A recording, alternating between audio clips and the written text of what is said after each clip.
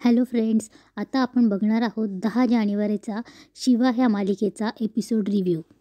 वस्तीतली काही लोक शिवाच्या घरी मोर्चा घेऊन येतात आणि ओरडत असतात, शिवा बाहेर ये, आधी करून ठेवायचं आणि मग लपून बसायचं. तेवढ्यात बाई आजी, आई आणि दिव्या बाहेर येते आणि बाई आजी विचारते, काय झालंय, का ओरडतायत, बोंबाबोंब कशा पायी करताय आणि काय करून ठेवलं, काय केलं रे माझ्या पोरीनं. तेव्हा वस्तीतला एक माणूस बोलतो, बाई आजी, तुम्हाला शिवाची जी पूजा करायची ना तिला घरात बसून करा. त्यावर बाई आजी बोलते, तुला कोण सांगताय कौतिक करायला. तेवढ्यात वंदना बोलते, दादा काय झालं मला सांगणार का. तेवढ्यात दिव्या बोलते, ती असते का हो घरात कधी. तेवढ्यात बाई आजी दिव्यावर ओरडते आणि बोलते, डुचके, तुला विचारलंय कोणी.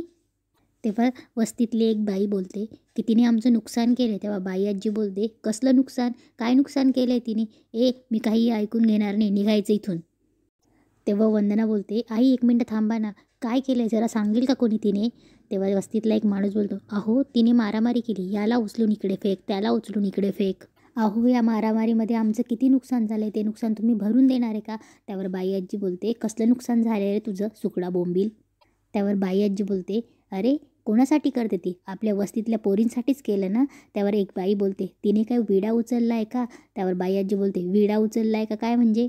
त्यावर एक माणूस बोलतो, अहो करायचीच मारामारी तर वस्तीत कशाला करायची, बाहेर कुठेतरी मैदानात करायची.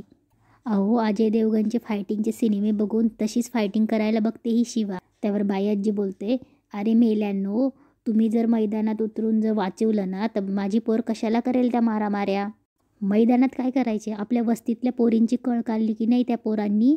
त्यावर वस्तीतली एक बाई बोलते, ते काही आम्हाला माहीत नाही, आम्हाला आमची भरपाई पाहिजे.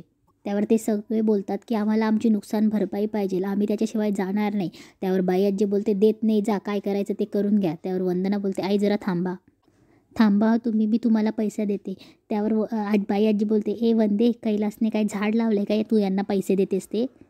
त्यावर दिव्या बोलते, मला पटलंय आईचं, शेवटी नुकसान लोकांचंच होतं ना. त्यावर बाई आजी बोलते, तुला कोणी विचारलंय काय गे, या लोकांसाठीच करते ना ती. तेवढ्यात वस्तीतले एक बाई बोलते, हा मग तेव्हा आम्ही शिवाचं कौतुक करतोच ना. तेवढ्यात शिवा येते, काय झालं, कसलं पैसे. तेव्हा बाई आजी सांगते, शिवा मी सांगते, अगं तू त्या दिवशी त्या गुंडांबरोबर मारामारी केलीस ना आणि म्हणतात आमचं नुकसान झालं आहे म्हणून आमचे पैसे द्या. त्यावर शिवा बोलते, नाही पण नुकसान नाही झालं आहे असं नाही म्हणणार मी आजी, नुकसान नाही झालं आहे आणि पैसे मी देईल पण तुम्हाला, प्रॉब्लेम तो नाही आहे. पण तुम्ही ज्या हिमतीने ते पैसे मागायला आलात ना, त्याच हिमतीने त्या मुलींची छेड काढत होते तेव्हा आला असतात ना तर एवढं काही झालंच नसतं ना. आता बोला ना, आता का गप्प आहेत, तुमच्या मुलीची छेड काढायची वाट बघतायत का, आता का गप्प झालात.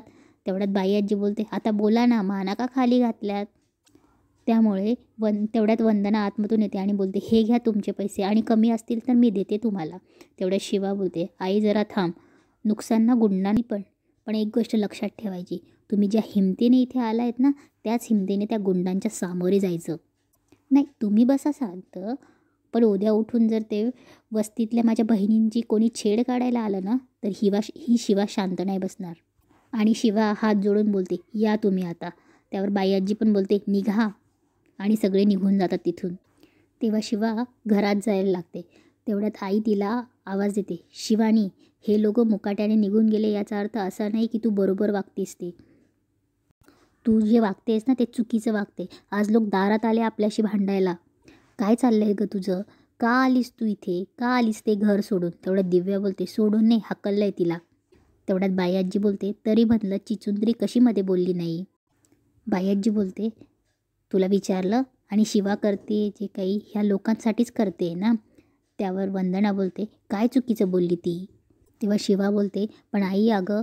त्यावर वंदना बोलते, शिवानी, तू काही बोलू नकोस, तू ते घर सोडून इथे आली म्हणजे याचा अर्थ असा नाही की तू इथे येऊन वाटेल ते करशील. आपल्या दारात पोलीस आले, हे लोक आले भांडायला, हे सगळं शिवानी थांबव हं, नाहीतर मला काही मोठा पाऊल उचलावा लागेल. हे बोलून वंदना रागात निघून जाते. तेव्हा बाई आजी शिवाला हात करून शांत राहा असे करते. इकडे ऑफिसमध्ये आशू विचार करत त्याच्याच विचारात गुंतलेला असतो. तेवढ्यात नेहा त्याला विचारते, काय होतंय आशू. तेवढ्यात आशू बोलतो, काही नाही. तेवढ्यात नेहा बोलते, चेहऱ्यावरचं लपवता येत नाही तुम्हाला, माहीत नाही का, तू काय कालच्या बोर्ड मीटिंगचा विचार करतोयस. आशू, जाऊ दे ना, जे झालं ते झालं, आता पुढे कामही सुरू झालं आहे आता. त्यावर आशू बोलतो, हो जे झालं आहे ते झालं आता. शिवा जे काही बोर्ड मीटिंगमध्ये बोलली ते बोलून झालं आहे. तिचा राग तिने व्यक्त केला आहे तो करून झाला आहे. त्याला मी रिॲक्ट होणार नाही आणि तिला पडावाही देणार नाही आहे. हा चॅप्टर मला इथेच क्लोज करायचा आहे. सो झालं. त्यावर नेहा बोलते, पण मग तू डिस्टर्ब का आहेस? कामावर लक्ष लागत नाही, आपल्याबद्दल विचार करतोय. त्यावर नेहा बोलते, आपल्याबद्दल म्हणजे तू लग्नाला? त्यावर आशू बोलतो, नाही असं नाही, लहानपणी आपण दोघं मित्र होतो, लहानपणी आपण एकमेकांना ओळखायचो, म्हणजे तेवढं नाही, पण आता भेटलो, चांगली ओळख झाली, काम करायला लागलो, मग आपलं पटायलाही लागलं आणि तू त्यात लग्नाला होकारही दिलास. मग आपली जी काही मैत्री ती या सगळ्यामुळे. त्यावर नेहा बोलते, असं काही नाही आहे अरे आशू. त्यावर आशू बोलतो, नाही असंच आहे, आपल्या मैत्रीवर फरक पडणार ना गं यामुळे. नाही, मला एक गोष्ट कळत नाही, असं काय झालं की तू लगेच लग्नाला होकार दिलास? त्यावर नेहा मनातल्या मनात बोलत असते, तुला कसं सांगू आशू, मी हे सगळं, मला याच्यातलं काहीच वाटत नाही, मी हे सगळं शिवाने सांगितलं म्हणून करते आणि त्याहीपेक्षा महत्त्वाचं म्हणजे तुम्ही दोघं एकत्र याल म्हणून करते. आणि आशू बोलतो, आणि तुला इतकं सहज माझ्याबद्दल वाटणं हे शक्य नाही आहे. त्यावर नेहा बोलते, एक्झॅक्टली, मलाही हेच म्हणायचं आहे. तुला मी आधीच सांगितलं आशू, आपण दोघं चांगले मित्र आहोत आणि आपण एकत्रही राहतोय म्हणून मी हो म्हणाले. अरे तूही तसाच विचार कर, तुलाही तेच वाटेल. त्यावर आशू म्हणतो, अगं नेहा, हे सगळं इतकं सोपं नसतं. शिवाच्या प्रेमात पडताना सुद्धा मला इतकं काही. आणि आशू शांत बसतो. त्यावर नेहा म्हणते, काय काय काय काय बोललास तू? त्यावर आशू बोलतो, नाही काही नाही. त्यावर नेहा बोलते, नाही आता तू काहीतरी बोललास, तू आत्ता काहीतरी म्हणत होतास. त्यावर आशू बोलतो, नाही ग, जाऊ दे, काही नाही. त्यावर नेहा बोलते, जाऊ दे कसं काय आशू, सांग ना. तू मला सगळं सांगू शकतोस, तसंही आपलं लग्न होणार, आपलं लग्न झालं नाही अजून, मनात काही ठेवू नकोस, सांग. मला इतकंच म्हणायचं आहे, बघ, शिवाच्या प्रेमात, म्हणजे शिवाला मी भेटलो तेव्हा आमचं खूप मोठं भांडण झालं. त्यानंतर हळूहळू मैत्री झाली. मग आमची हळूहळू मैत्री झाली, आम्ही एकमेकांना भेटायला लागलो आणि त्यानंतर काही कारणामुळे आमचं लग्न झालं. त्यानंतर काय झालं, नंतर मला ती हळूहळू आवडायला लागली. म्हणजे कुठलीही मैत्री असो, प्रेम असो, थोडा वेळ लागतोच ना. म्हणजे एखादं रोपटं लावल्यासारखंच आहे ना. एखादं रोपटं, पहिले आपण बी पेरतो, त्याला खत पाणी घालतो, मग नंतर सूर्यप्रकाश, मग हळूहळू रोपटं होतं, रोपट्याचं झाड होतं, मग त्याला फळं लागतात. तसंच आहे प्रेमाचं सुद्धा. प्रेम व्हायलासुद्धा वेळ लागतो ना. त्यावर नेहा रिॲक्ट होते, करेक्ट, तू बरोबर म्हणतोयस. मग आपण बी पेरलाय असं समज. त्यावर आशू बोलतो, नेहा तुला कळत नाही मी काय म्हणतोय ते, मला आपली मैत्री महत्त्वाची आहे. त्यावर नेहा मनात बोलते, मैत्रीसाठीच मला हे करायचं आहे. आशू, तू शिवाचा अजून विचार करतोयस हे तरी कळलं यातून. इकडे कीर्ती आणि सुहास कुठेतरी जात असतात. तेवढ्यात गाडी बंद पडते. तेव्हा कीर्ती बोलते, काय झालं? तेवढ्यात सुहास बाहेर उतरून बघतो तर गाडीचा टायर पंक्चर झालेला असतो. तेव्हा सुहास कीर्तीला सांगतो, टायर पंक्चर झाला आहे. तेव्हा कीर्ती ओरडते, तुला बघून नाही आणता आली का गाडी? त्यावर सुहास बोलतो, आता इथपर्यंत गाडी आली ना. तेव्हा कीर्ती अरे यार करून बाहेर उतरते आणि बोलते, आता काय करायचं? त्यावर सुहास बोलतो, आता काय करायचं म्हणजे काय, कोणीतरी मस्ती केली आपल्यासोबत. त्यावर कीर्ती बोलते, म्हणजे अगं आपल्या गाडीचा टायर पंक्चर व्हावं म्हणून कोणीतरी खिळे टाकलेत ते बघ. त्यावर कीर्ती बोलते, असं का केलं असेल कोणी, कोण असेल तो मूर्ख?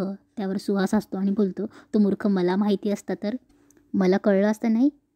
त्यावर कीर्ती बोलते, सुहास माझं ना. तेवढ्यात गाडीच्या दुसऱ्या चाकाची हवा निघायचा आवाज येतो.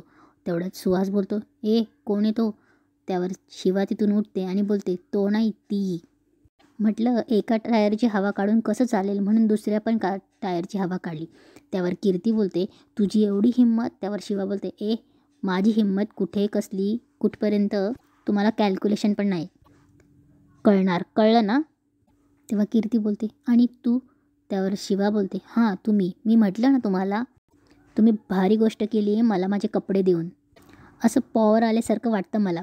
तेवढ्यात शिवा 1 मिनटं बोलून दुसऱ्या चाकांची हवा काढायला निघते आणि एक एक करून सगळ्या चाकांची हवा काढते. तेव्हा कीर्ती बोलते, काय करतेस? तोच निरोप घेऊन घरी येऊ का, विचारू का भाऊंना खरं आहे की खोटं आहे? शिवा परत गाडीच्या चाकाची हवा काढते आणि बोलते, निघाली हवा सगळ्यांची. तेव्हा सुहास बोलतो, शिवा तू.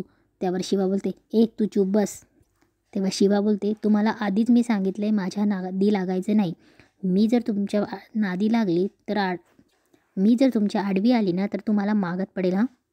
आणि मी काही राडा नको म्हणून गप्प बसते. तुम्हाला शेवटचं सांगते, यापुढे जर असं काही केलं ना तर तुम्हा दोघांची घरी येऊन हवा काढेल हं. लक्षात ठेवा. आणि शिवा तिथून निघून जाते. कीर्ती आणि सुहास शिवाकडे बघतच राहतात.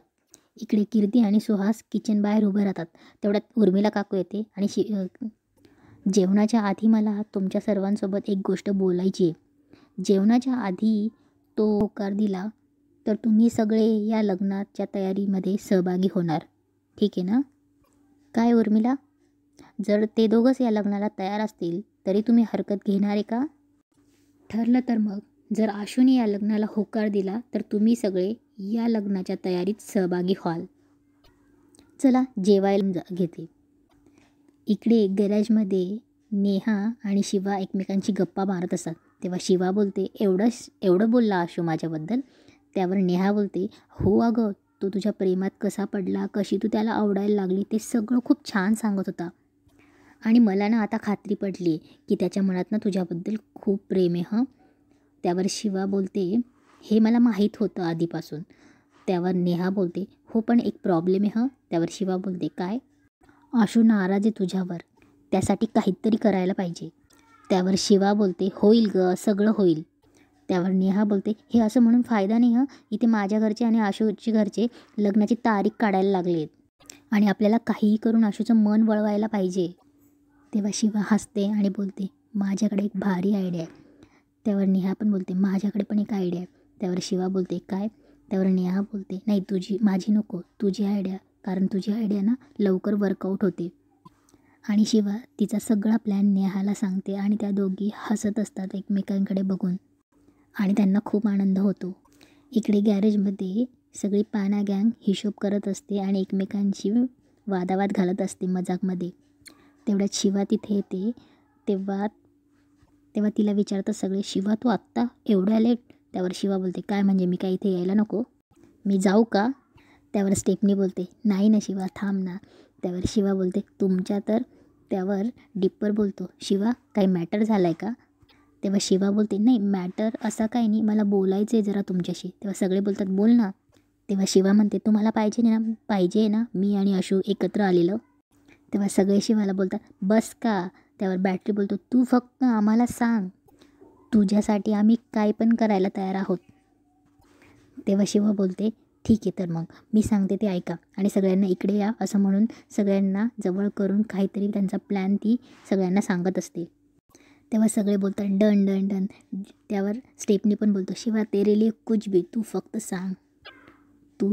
त्यावर बॅटरी बोलतो, तू जे सांगितलंयस ना ते परफेक्ट करतो. तेव्हा डिप्पर बोलतो, भाई आम्हाला फक्त तू आणि आशू असे एकत्र आलेले पाहिजेत. त्यावर सगळी पाना गँग आता काय करायचं म्हणून सगळे प्लॅनवर चर्चा करायला लागतात. इकडे नेहाची आई आणि सीताई गुरुजींना या महिन्यात मुहूर्त आहे का विचारत असतात आणि मुलीचं लग्न याच महिन्यात करावं लागेल असं बोलला होतो प्लॅन कसायची कामांसाठी. तेव्हा सुजाता बोलते, सगळं व्यवस्थित होईल ना गं? तेव्हा सीताई बोलते, मी समजू शकते, मुलीचं लग्न म्हणजे होईल व्यवस्थित. तेव्हा कीर्ती पण बोलते, मावशी तू नको काळजी करूस, नेहा कोणाच्या तरी परक्याच्या घरी नाही चालली आहे, आपल्याच घरी येते ना. आणि तू नको टेन्शन घेऊ, आम्ही आहेत ना. आणि आम्ही आहोत म्हणजे मी आहे ना. तेव्हा सीताई बोलते, चला खूप कामं आहेत. तेव्हा कीर्ती बोलते, हो अगं पत्रिकेची डिझाईन मी तुला पाठवते आई आणि तू पटकन ते बघायला घे, किती कामं आहेत अजून. त्यावर सीताई बोलते, तेव्हा सीताई पण बोलते, चला आता बस्ता बांधायला घ्या. आणि तिथेच एपिसोड संपतो.